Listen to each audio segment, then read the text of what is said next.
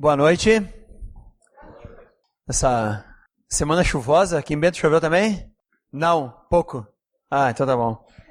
Caxias deu até terremoto lá, vocês viram? Não sei se foi a água, o que deu lá. Eu sei que teve gente que aceitou Jesus de noite lá na madrugada. Achou que era ele voltando e disse, viu? Mas é assim. Então vamos lá. Hoje eu gostaria de conversar um pouquinho. Ops, agora que começou a funcionar o negócio? Ah tá, obrigado Júlio. Eu vou falando aqui, tu vai regulando aí. Gostaria de conversar um pouquinho sobre o livro de Efésios. É um livro muito legal. E eu tenho olhado de forma mais apurada para esse livro, aquilo que ele fala, aquilo que revela. E tem sido um trabalho bem interessante, porque volta e meia, não sei se isso acontece com você, a gente já leu tantas vezes a Bíblia, tantas vezes aquilo, que você começa a passar reto, você começa a achar que, não, eu já sei decor. E é interessante quando você para e começa a olhar com mais atenção, mesmo os trechos que você já sabe, entre aspas, decor, você vai encontrando pedras preciosíssimas ali no meio. Então você vai capturando. Então, como esse ano de 2014, eu percebi que eu estava entrando nessa dinâmica de, agora já decorei tudo, eu disse, não, eu penso assim, é justamente agora que eu vou ter que começar a cavocar mais fundo e entender melhor o que está dizendo. Então eu comecei a fazer isso com alguns livros e fazendo isso com Efésios a gente descobre coisas assim incríveis. Então eu gostaria de conversar um pouquinho sobre algumas coisas que eu encontrei no livro de Efésios ultimamente, algumas pedras que eu ainda não havia encontrado, então eu gostaria de mostrar para você. Então vai lá. Abra sua Bíblia no livro de Efésios e você vai ver que ele é composto de 6 capítulos. E só, não sei se todo mundo sabe, mas esse negócio de capítulos e versículos, quando Paulo escreveu, não estavam aí, tá? Paulo escreveu corrido. Imagina você, quando você escreve uma carta, você não fica colocando lá, capítulo 1, versículo 1. Aí você fala versículo 2, você não faz isso. Ninguém faz isso. Ou melhor, espero não ofender se alguém aqui faz isso, tá? Eu não faço. Tá? Então a gente descreve um texto, todo ele corrido. Foi o que Paulo fez. Então anos e anos depois, foram colocados então isso que nós chamamos de capítulos e versículos. E o objetivo da Bíblia ser cheia de capítulos e versículos é para a gente decorar melhor, fica mais fácil. Então, por exemplo, se você diz assim, o que fala Salmo 23? Tá, eu já sei, tá. Ou o que fala João 3,16? Sim, 3,16. João 10,10. Então a gente vai decorando, fica mais fácil para a gente decorar, só por isso. Então a pessoa que colocou esses capítulos e versículos no livro de Efésios, colocou esses 6 capítulos ali. Entendendo que Paulo estava falando sobre 6 assuntos diferentes, cada um na sua forma. E é interessante que realmente quando a gente lê o livro de Efésios, ele parece ter pelo menos 2 grandes divisões. Então eu sempre divido o livro de Efésios em 2 grandes partes. A primeira é capítulo 1, 2 e 3. Elas falam sobre a nossa posição em Cristo. Quem eu sou em Jesus. Capítulos 1, 2 e 3 de Efésios.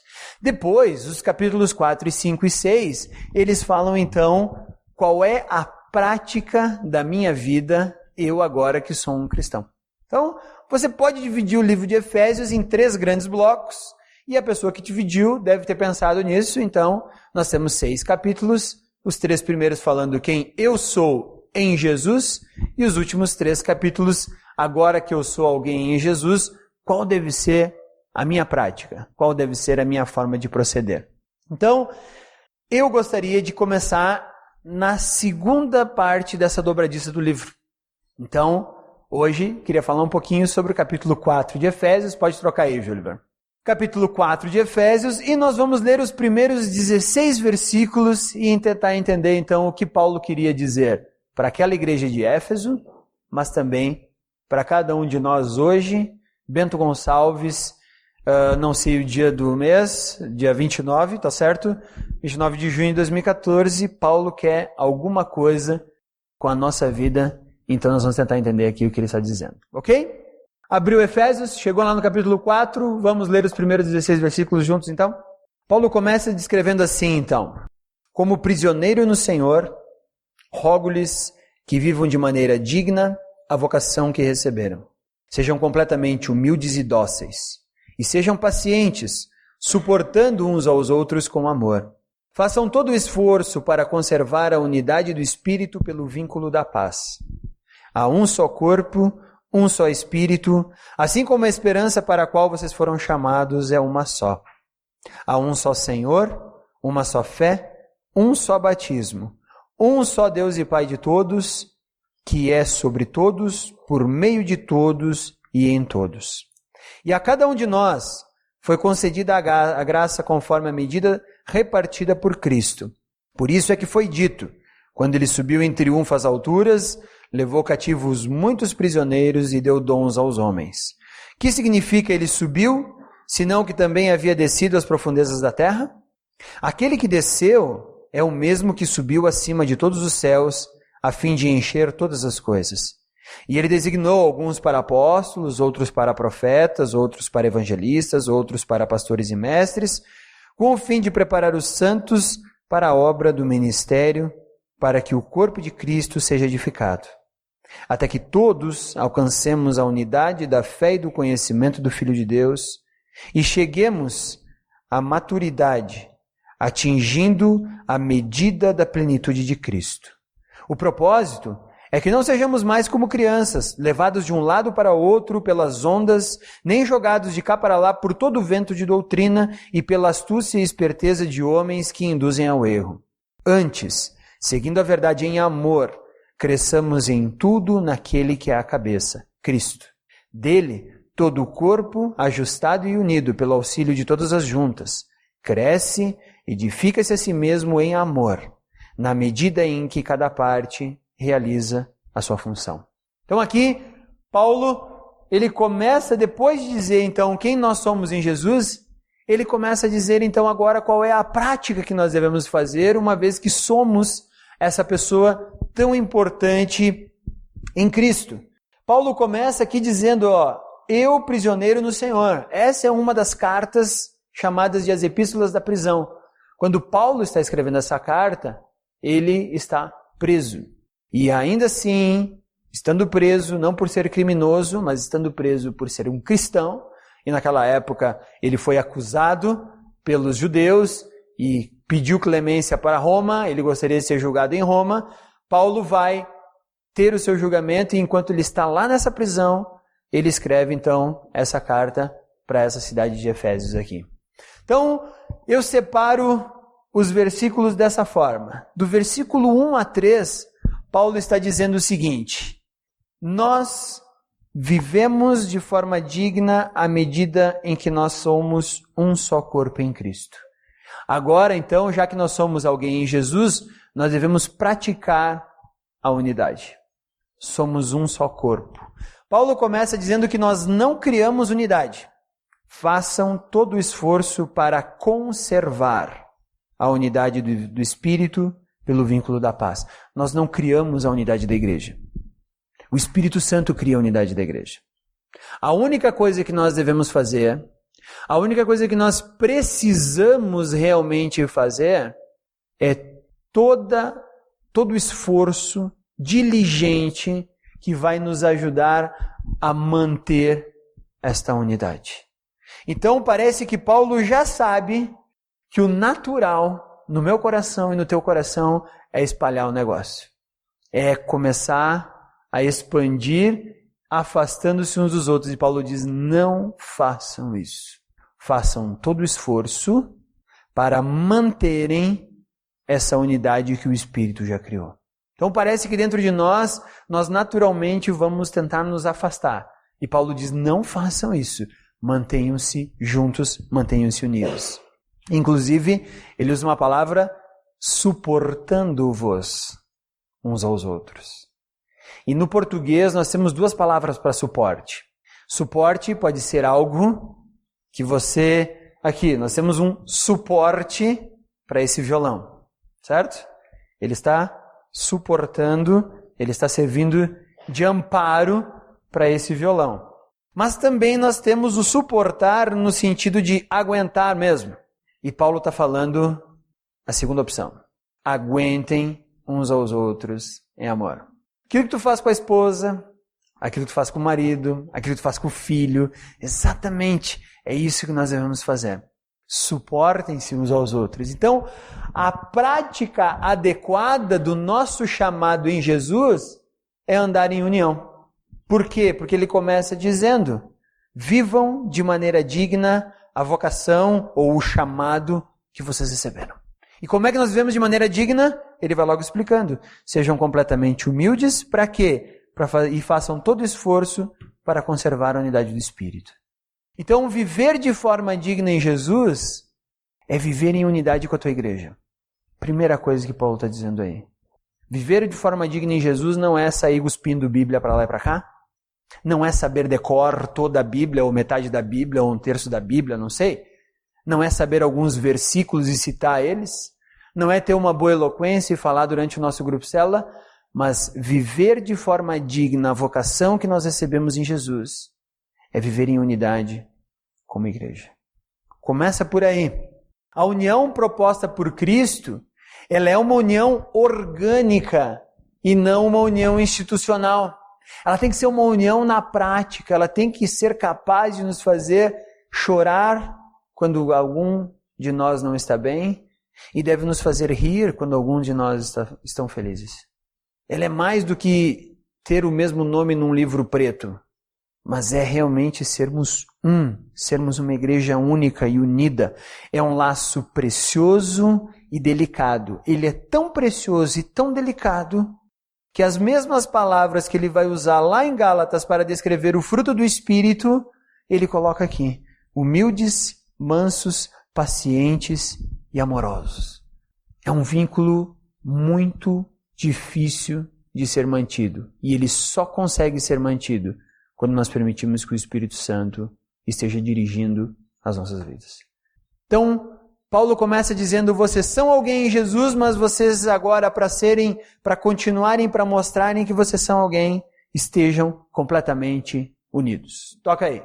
Ele vai falar agora do capítulo 4 do versículo 4 até o versículo 6. Ele vai falar o que fundamenta essa nossa unidade. Aonde estamos fundamentados? E ele explica: um só corpo, um só Espírito, uma só esperança, um só Senhor, uma só fé, um só batismo, um só Deus e Pai, e Senhor de todos, que age por meio de todos e está em todos. Esse é o fundamento da nossa unidade. Então, por que eu devo permanecer junto com as pessoas que fazem parte da igreja comigo? Está aqui. É só ler Efésios 4, dos versículos 4 a 6. Está aí. É porque tudo é uma coisa só. E esse único Deus, ele vai agir em todos, através de todos, por meio de todos. E por isso a gente precisa andar unido. Ele vai explicar ainda, versículos 7 a 11, que embora sejamos uma unidade, somos todos feitos de partes diferentes, assim como o seu corpo. E aí Paulo vai usar a ilustração de um corpo. Você tem 2 braços, mas eles fazem parte do mesmo corpo. Você tem 2 olhos, e eles fazem parte do mesmo corpo. Então Paulo vai dizer que todos os dons que Deus dá para a igreja, eles servem para a união da igreja. Todos os dons são dados para pessoas diferentes, para que elas sejam uma só. Os dons, então, são aquilo que nos mantém unidos, porque é dentro do corpo que nós vamos compreender que necessitamos uns dos outros. Por isso, não é como nós queremos muitas vezes. Eu gostaria de ter todos os dons e não precisar de mais ninguém na minha vida. Eu seria autossuficiente, pronto, uau, legal. E aí Deus disse: não, eu vou te fazer faltando muita coisa. Pô, por que eu fazendo muita coisa?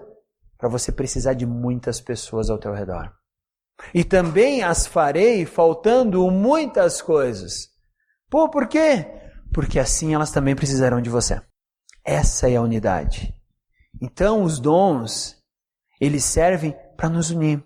E nós temos que usar de toda a mansidão para manter esse vínculo de união, porque no fundo somos mesmo todos diferentes. E na igreja você não vai ter quase ninguém igual a você. Essa é a parte boa. Imagina, se fosse igual a você, teria todos os teus defeitos. Mas não, elas têm dons especiais que só elas têm, que Deus estabeleceu elas ali para estar contigo.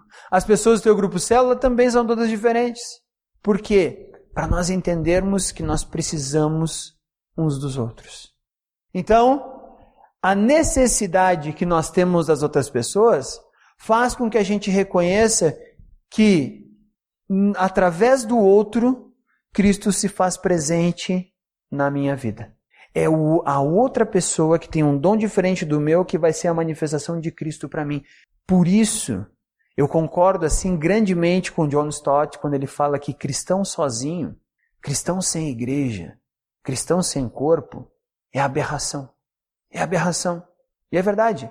É tão aberração quanto você encontrar um fígado sozinho descendo a rua ali, ó. O que você vai pensar? Bom, deu uma peixada forte ali em cima, chega a estar correndo o fígado para lá. E o fígado, não, eu estou indo sozinho porque agora eu sei, eu sou suficiente e me basto. Aí você olha e você diz pro fígado, eu acho que não. Estão entendendo? Agora, quando eu me afasto, e eu volto e meio escuto isso, pessoas se afastam do corpo, e aí quando você vai encontrar pessoas, eles dizem assim, eu não estou mais ouvindo Deus. Parece que Deus se afastou, parece que não está mais respondendo minhas orações. Mas claro que não. É óbvio que não. Por quê? Porque você está esperando o céu se abrir, uma luz assim cegar você, uma voz bem pomposa dizendo, olá, filho amado. E agora Deus vai falar para ti? Pô, esquece isso. Sabe por quê? Porque Ele já estabeleceu um corpo cheio de dons e virtudes estabelecidos por Ele para falar para você. Aí você chega e diz, não, aquilo ali eu não quero ouvir, eu quero ouvir aqui, ó. E Deus está dizendo, não, eu estou falando ali, ó. Então é óbvio que você não vai ouvir Deus. Você não está em comunhão com o corpo. Você não tem relação nenhuma com outros cristãos. Você não está ali pronto e preparado para ouvir o que Deus está fazendo na vida de outras pessoas. Você sequer está usando o teu dom para edificar outros. É impossível que você ouça Deus. É impossível. E se Ele aparecer e abrir o céu, vai ser para dar uma puxão na tua orelha e dizer, volta para lá. Como Ele fez com Elias. Lembra de Elias? Matou todo mundo lá, os profetas de Baal, no Monte Carmelo, era o chefão do negócio, e aí a Jezabel disse, vou te pegar na saída. E aí ele disse, ela quer me pegar e essa mulher é braba. E realmente, mulher braba foge. Ele foi tão longe que ele foi lá para o Monte Sinai. Aí chegou lá embaixo, lá afastado, Deus disse, está fazendo o que, Elias? Está perdido? Não, sabe o que é? Eu fui o único que não dobrou os joelhos a Baal, por isso eu estou aqui. Estou aqui esperando o que nós vamos fazer. E Deus disse, então eu vou te dizer uma coisa. Volta para lá, tem mais 4.000 pessoas que não dobraram os joelhos a Baal e estão esperando você lá para completar o que eu quero fazer. Então volta rapidinho para lá. É isso que acontece com um cristão afastado.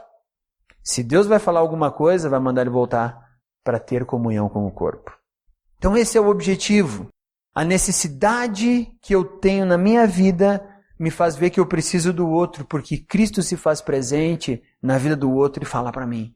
Então quando nós estamos unidos numa só igreja, num só corpo, Deus está usando de vários dons para falar e conversar nas nossas vidas. Eu tenho que olhar as outras pessoas ao meu redor como um grande presente que Deus me deu. Essa é que é a verdade. Claro que às vezes a gente quer devolver o presente para a loja, né? Não serviu direito, muito apertado, né? Ou não é da cor que a gente queria, ou não é bem para aquilo que nós gostaríamos de usar. Então eu vou lá e eu vou trocar o presente. Só que cristão não tem como trocar, querido. Esse que Deus colocou aí do teu lado é para você, é um só corpo contigo e não tem outro jeito. Então no fundo, nós devemos olhar cada pessoa do nosso grupo célula, cada pessoa da nossa igreja, como um enorme presente que Deus entregou para nós. E Ele ainda diz assim, está aqui, trate com muito amor e cuidado.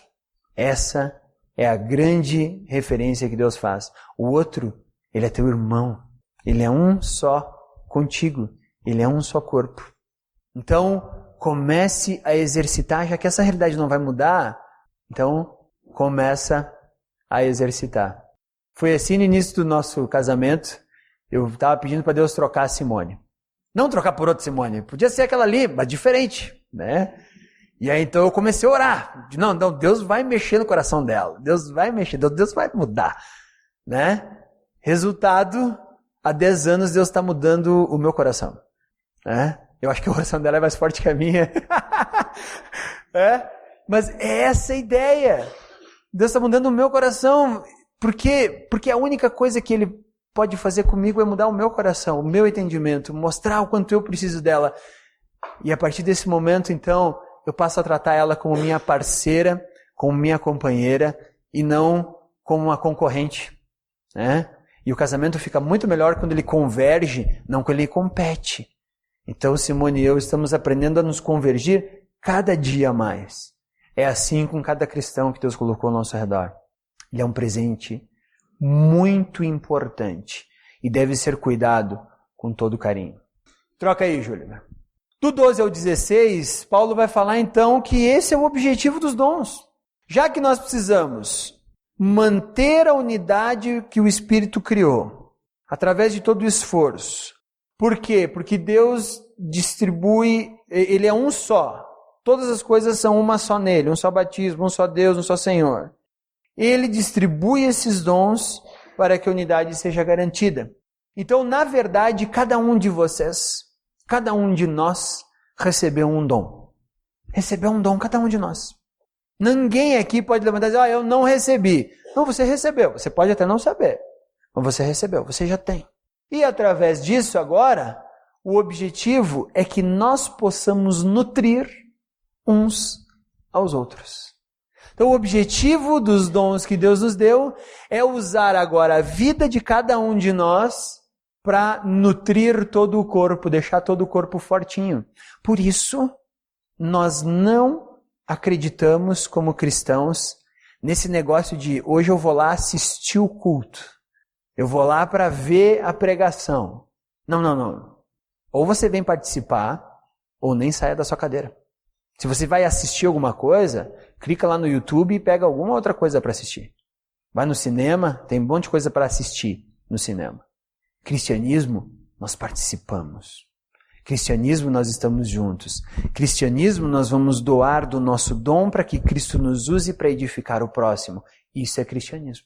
Então, Deus estabeleceu esses dons para cada um de nós, para que nós exerçamos esses dons na vida uns dos outros. Todos participam com aquilo que Deus lhe presenteou. Por isso que todo o corpo é edificado à medida que todos trabalham. Todo o corpo se edifica na medida em que toda junta faz a sua função de forma correta e de forma plena. Não se edifica uma igreja por meio de programas. Não se edifica uma igreja por meio de entretenimento. Não se edifica uma igreja por meio de recreação, mas se edifica uma igreja quando todos estão engajados e envolvidos. Isso é igreja. Quando todo mundo pega junto, isso é igreja. Agora, qualquer outra coisa fora disso, pode ser um show, pode ser legal, pode ser bonitinho, mas não é igreja, é clube. É clube, aquele que você paga para ir lá, desfrutar daquilo que te deram, depois você vai para casa satisfeito. Igreja é engajamento. Igreja é serviço de todos. Então todos estão envolvidos. E mais do que isso, quando você não vem, o corpo sente falta de alguma coisa. Imagina se eu tivesse deixado o meu pé direito em Caxias para vir para cá. Estranho, né? Imagina se eu tivesse deixado a mão esquerda. Nossa, eu que sou canhoto ainda, ó. Né? Seria no mínimo estranho. Você ia pensar que eu era ou Frankenstein, ou que eu tinha algum tipo de prótese, alguma coisa assim. Assim como é uma aberração eu ter deixado qualquer parte do meu corpo em Caxias, é uma aberração quando você não vai ao teu grupo, quando você não frequenta a celebração, porque o corpo está sentindo falta de alguma coisa. Alguma coisa faz falta. Então os dons são dados para que todos sejam edificados. E aí Paulo vai falar, o propósito é que não sejamos mais como crianças, levados de um lado para outro pelas ondas, nem jogados de cá para lá por todo o vento de doutrina e pela astúcia e esperteza de homens que induzem ao erro. Antes, seguindo a verdade em amor, cresçamos em tudo naquele que é a cabeça, Cristo. Dele todo o corpo, ajustado e unido pelo auxílio de todas as juntas, cresce e edifica-se a si mesmo em amor, na medida em que cada parte realiza sua função. Está vendo como tudo é conectado? Todo o corpo cresce na medida em que todas as partes fazem a sua função. Se alguma parte não faz sua função, todo o corpo fica debilitado. Hoje, antes de vir para cá, eu passei na casa de um casal que recebeu uma notícia muito triste. A gente ainda não sabe exatamente tudo, mas eles estavam esperando um bebê e agora eles fizeram uma ecografia ontem e essa ecografia deu que o bebê está tendo má formação. E aí eles não sabem o que vai acontecer. Talvez o corpo da mãe vai entender que aquilo está com uma má formação e ela vai perder o bebê, ou ele vai se desenvolver e ninguém sabe o que vai acontecer. Mas ele está lá com um braço pequeno, curtinho, como se a mão fosse nascer aqui. O outro braço normal, a outra perna também, é como se o pé fosse nascer no joelho, ele não tem canela e não sabe ainda, o coração não está bem formado. Então, a família está certamente de luto porque eles estão perdendo alguém que já faz parte da família. Quando você engravida, aquele bebê já faz parte da família. Você já fica imaginando, já prepara quartinho. E quando você descobre isso, agora está incerto e nós vamos lá orar por eles. É exatamente isso. Se alguma parte não fez direito à sua função, o corpo todo está comprometido. Essa é a igreja quando alguém não faz a sua parte direito. Ela deixa de crescer de forma correta, ela passa a ser mais parecida com uma criança levada de um lado para o outro. Por isso, você é extremamente necessário para este corpo. Você é extremamente necessário para esse corpo. Troca aí, Júlio.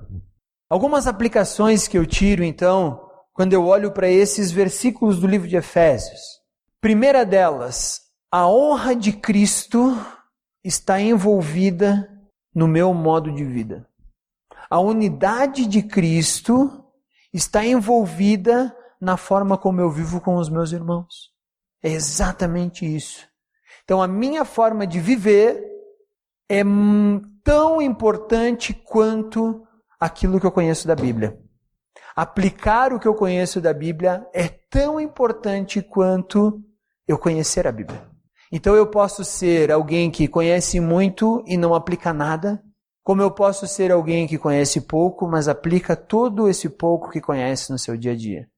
E segundo Paulo, ele diz que aquele que conhece pouco, mas aplica o pouco que conhece, é mais maduro do que aquele que conhece muita coisa, mas não aplica nada. Então a prática da minha vida está conectada com a honra de Cristo. Também a vida do cristão comprometido com Cristo é a vida do cristão que prioriza a união com os outros. Então, o quanto da minha vida eu estou gastando para permanecer unido com as pessoas que estão ao meu redor? Isso vai mostrar o quanto eu sou maduro ou não. O quanto eu estou agregando pessoas ao meu redor, o quanto eu estou manifestando na vida de Cristo nessas pessoas. O quanto a minha casa está cheia de gente ou o quanto eu estou indo na casa de outras pessoas. É isso, é exatamente isso. É exatamente isso. Eu sei que nós vivemos numa cultura onde minha casa é minha casa é muito restrito, mas Paulo está dizendo que não é assim que funciona. Paulo está dizendo que eu devo me envolver cada vez mais com pessoas. Também diz que o fruto do Espírito é necessário para uma boa e perfeita convivência. É difícil viver com pessoas. É difícil. Eu não sei por que Jesus não amou mais as árvores, por exemplo. Porque é fácil viver com árvore. Nossa, imagina, se Jesus tivesse amado as árvores, o que eu precisava? De um grande quintal para plantar as árvores lá e ficar abraçando a árvore, que nem tem uns malucos por aí que fazem, e um monte de outras coisas. Mas Jesus resolveu amar pessoas. E pessoas são difíceis. Pessoas são complicadas. Sabe por que eu sei disso? Porque eu sou difícil e eu sou complicado. Mas Jesus amou essas pessoas e deu dons para nós suportarmos essas pessoas. E o mais legal, Deus deu dom para as pessoas ao teu redor te suportarem, te aguentarem mesmo. Então, humildade, mansidão, domínio próprio, amor é aí que você vai exercitar. É aí que você vai exercitar. Quando eu oro e digo assim, Deus, que pessoa mais chata é essa? Então, por favor, me dá mais paciência. O que Deus faz? Deus faz essa pessoa me ligar e dizer, eu estou indo na tua casa agora te encontrar. Deus, qual parte do me dá mais paciência tu não me entendeu? Ué, tu quer mais paciência? Exercita com ele. Tá, Deus, então faz o seguinte, eu já tenho paciência que chega, né? Então, é isso. Nós queremos exercitar o fruto do Espírito em nossa vida? Então vá relacionar-se com outras pessoas. Até mesmo com aquelas que vão depois te abandonar. Teve um rapaz que foi conversar comigo no Pio Décimo essa semana. Aqui é legal porque eu posso falar, ninguém sabe quem é, né? O rapaz foi conversar comigo lá no Pio Décimo essa semana, ele disse, eu estou muito chateado, muito triste. Eu disse, por quê? Ele é um facilitador e o grupo dele multiplicou agora, há pouco tempo. Aí ele disse, porque eu fui falar com um rapaz que ficou no meu grupo célula, e ele disse para mim que ele está muito chateado que ele não ficou no outro grupo. Aí eu não estou chateado por mim, ele disse, mas... E eu vou explicar para vocês. Essa pessoa que estava falando comigo, esse facilitador, ele adotou essa pessoa. Literalmente adotou. É um menino que tem problemas mentais e a família não estava nem aí para isso. Ele conseguiu neurologista, fez exame, arrumou um monte de coisas hospitalares para esse rapaz, remédios, foi atrás, fez campanha para levantar um monte de coisa. Aí quando ele vai para a praia, ele leva esse rapaz para a praia, volta, assim, paga tudo. Agora imagina você, esse cara chegou para ele e disse, eu gostaria de estar lá no outro grupo. Até mesmo esse tipo de pessoa, Deus nos dá a oportunidade de exercitarmos o dom do Espírito Santo. Até isso. Então, pessoas são difíceis. E o que Deus fala para nós é o seguinte, nós somos responsáveis por manter a união já criada por Cristo e estabelecida pelo Espírito Santo. Nós somos responsáveis. Não é só, a liderança da igreja é responsável por manter toda a igreja unida e bem. Não. Eu sou responsável por manter a união das pessoas que estão ao meu redor. Eu. Porque às vezes a gente fala assim, a igreja como se fosse um grupo separado. Mas Jesus disse que a igreja somos nós. Então eu sou o responsável por manter a união. Então, às vezes eu dou até desculpa por ter me afastado. Aí vai alguém lá falar comigo, Edgar, por que faz um mês já que tu não aparece lá? É que eu fiquei muito chateado, daí até fiquei esperando alguém vir, mas ninguém veio atrás. Tu vê como é que vocês são, né? A igreja abandonou o irmão. Aí estou eu aqui sozinho agora. Ainda bem que botaram a lei da palmada. Se não... eu enchi de bolacha esse cidadão. Não enchi. Eu sou responsável. Então, se alguma coisa me incomodou, eu vou lá. Eu vou dizer, não gostei, vem cá. Sem essa de ficar cheio de dedos. Porque nós precisamos disso. Ninguém possui todos os dons. Ninguém. Então, não espere que alguém apareça para resolver todos os problemas da tua vida. Ao mesmo tempo, não há ninguém que não possua dom nenhum. Então, você é importante. Então, se engaje. Faça parte, compre a briga. Como eu digo para Simone, morde a faca e vambora. Não tem erro.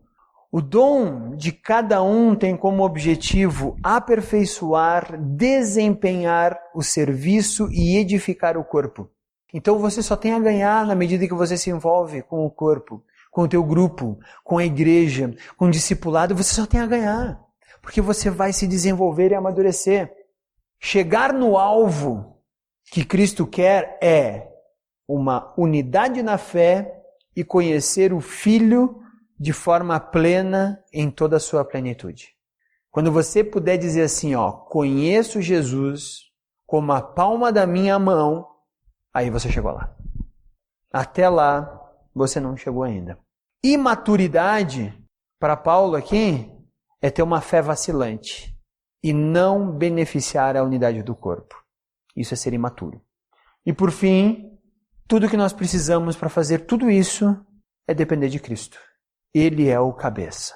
Ele botou os dons. Ele é o principal interessado em que nós sejamos uma só igreja. Esse é o desafio que Paulo coloca para essa igreja de Efésios. Paulo está dizendo que eles devem manter essa unidade, fazer todo o vínculo para manter essa unidade e crescer na medida em que o corpo todo se desenvolve com a ajuda de todos. Cada um de nós aqui é um instrumento e uma ferramenta preciosa nas mãos de Cristo para edificar o seu corpo. Tudo que eu peço para vocês é sejam ousados. Ousem viver o cristianismo da forma como Paulo pede para que você viva. Aproprie-se disso. Toma posse disso que Paulo está dizendo. E desenvolva-se como um cristão inacreditável, fazendo com que a cidade de Bento Gonçalves olhe melhor para Jesus através da tua vida. E mantenha-se unido ao corpo que Cristo já estabeleceu você para ficar. E aí, vocês serão uma igreja impressionante. E vocês tornarão honrado o nome de Jesus Cristo onde vocês estiverem. Ouse viver o cristianismo. Vamos baixar nossas cabeças e vamos orar? Senhor Jesus, eu agradeço essas palavras de Paulo, porque olhando para elas vêm direto ao meu coração. E elas mostram o quanto, primeiro, eu preciso desse corpo e, segundo, o quanto esse corpo precisa de mim. Então, Pai, que cada um de nós aqui tenha por propósito engajar-se mais nesse corpo, fazê-lo crescer, ajudá-lo a andar na Tua direção. Usa a vida de cada um de nós. Que todos nós possamos gastar as nossas vidas andando uns com os outros nessa Tua direção, Pai. Livra-nos de pensarmos que o corpo não precisa de nós e livra-nos principalmente dessa armadilha do inimigo em nossas vidas, que é achar que nos afastando do corpo estaremos melhor. Pai, isso é mentira.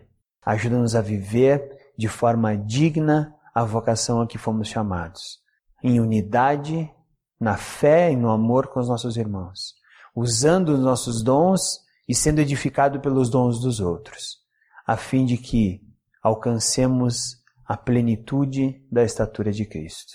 É isso que nós queremos. Usa-nos. Em nome de Jesus. Amém.